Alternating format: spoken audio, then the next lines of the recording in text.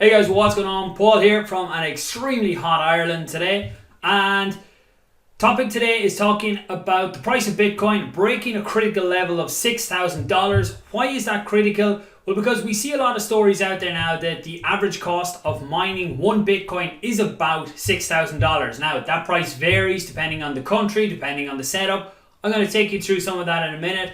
And people say that the miners are going to have to come in and start buying Bitcoin now to bring the price up if they want what they are mining to be profitable. Now, it doesn't make all that much sense for them to come in and buy. Well, it does and it doesn't. Realistically, why would they buy more Bitcoin when they can just mine it? But if they want the price to come up, then it makes sense. Now, what a lot of people are deciding to do is turn off their miners. So they turn off the miners, they're not using electricity, their machines aren't getting burned out, so they can turn them off or they can switch to another currency that might be more profitable.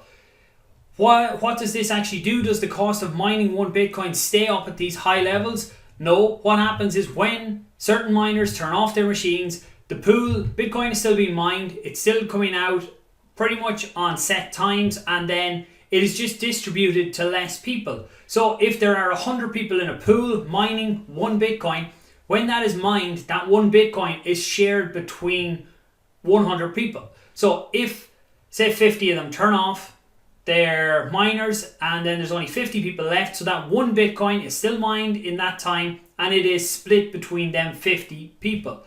So that lowers the cost of actually mining Bitcoin because you're getting more Bitcoin for putting in the same amount of time.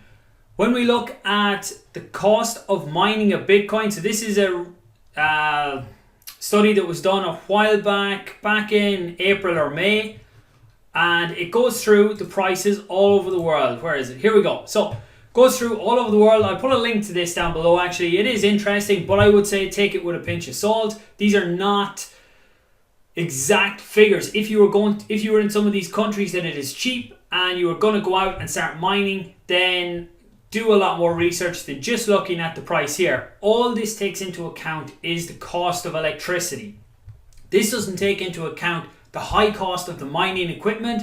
It doesn't factor in that one person with one machine in their home mining is not going to be near as profitable as some of these huge companies we see with warehouses full of miners all working together. So the ranges go, I think there was one for like 500 and something.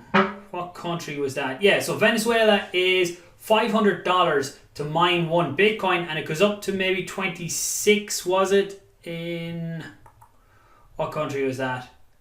So in South Korea then it's $26,000. So that is the wide variance of just the electricity cost. So this thing is a bit misleading in that it doesn't take all of the other conditions into account. When you look at Ireland here, it's coming up as 11,000. A popular country for mining in is Iceland, which is 4,700. And again, the rates on electricity, as far as I know, these are domestic rates. When you go in then on the commercial side, big guys doing it on a commercial level will have a lot cheaper electricity than home markets.